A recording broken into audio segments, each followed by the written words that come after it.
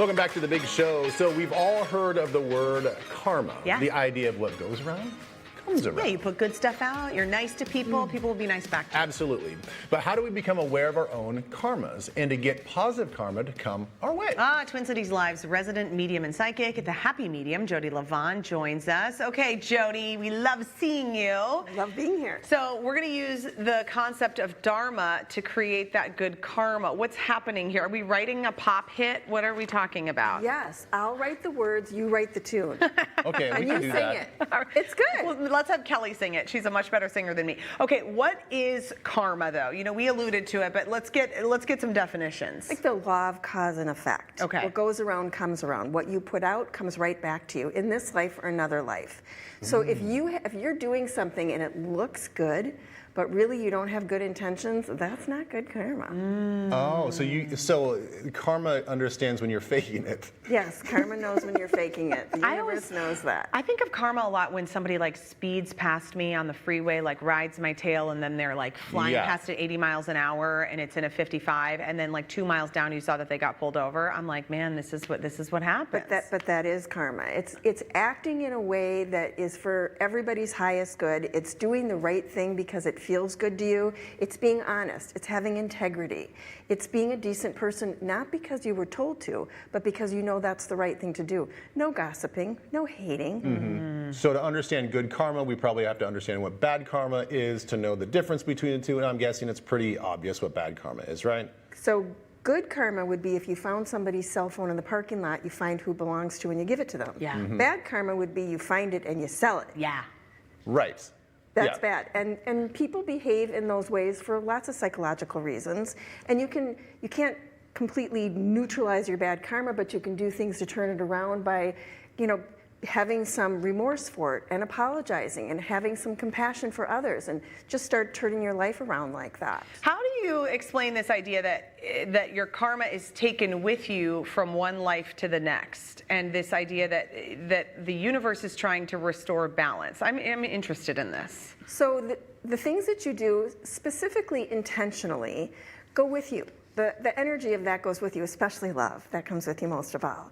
And when you come back in this next life, it's to work out some of those things that you messed up on the other time or the other times. It's how you can have a choice to neutralize it. Have you ever had that feeling like I know this is important and it seems really small, but I know this is really important? That's your soul saying, hey, buck up, do this the best way you can. You're being watched. This is really important for your higher soul. Interesting. So do you think that innately we're all born with this intuitive idea of what good karma is? I know that people have different life experiences. Some maybe grow up in a situation where they, have bad parents, maybe no parents at all, all this other stuff. Do you think that innately we just know what being a good person is? I think when you clear away the gunk of your pain, you can feel what your soul wants you to do.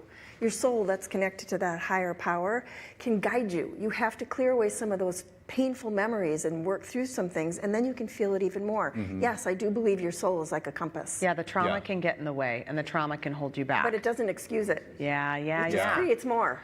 All right, from karma to Dharma. Let's move on to Dharma. Now that we understand, what does Dharma mean? This is one that I have heard, but I'm definitely not familiar with. So I have studied this for a really long time, and I'm still studying it because it's difficult to understand it unless you go real broad. So it's righteous living. It's making the right choices. It's knowing that you're making the right choices for you and for the good of all. It's acting in a way for your spirit to stay on its soul path. It's making everything that you do, like if you're a mom, and a dad, you do the very best job you can do at being a mom and a dad. You do all that you can do while taking care of yourself. If you're a nurse, you do everything you can do to take care of those patients and be good with the other people around you. It's about living your light, actually. You're living your light on your path and helping other people live their light as well because they're watching you live yours. So when it comes to, I'm thinking about it when you said parents, so I'm thinking about this in my own life here as a parent. So what you're saying is, if I understand it correctly, like it's more about the intention of trying to do good and maybe not so much the end result. Because my end result may be a bad decision or maybe something bad comes out of it, but my intention was actually really good. Right, you was trying to stay wholesome. on the path of what's right, what's righteous. It's kind of a funny word, but righteous meaning, I know this is good. I know this is the right thing. I can feel my spirit singing, and I know it's good for everyone. So you don't just make decisions for you or even just your family. You make decisions for the world at large because you know you are connected. Through the light in your spirit, you are connected to every other light in everybody's spirit. Okay, so karma is the idea that what you put out there is going to come back to you. And this is more, Dharma is more about living on a righteous path to make spiritual progress. Right. Okay. Karma is energy responding to energy, action responding to action. Dharma is more broad. Yes, Dharma okay. is like you choose to live in this light, this way of living in the light, like you guys do when you are on.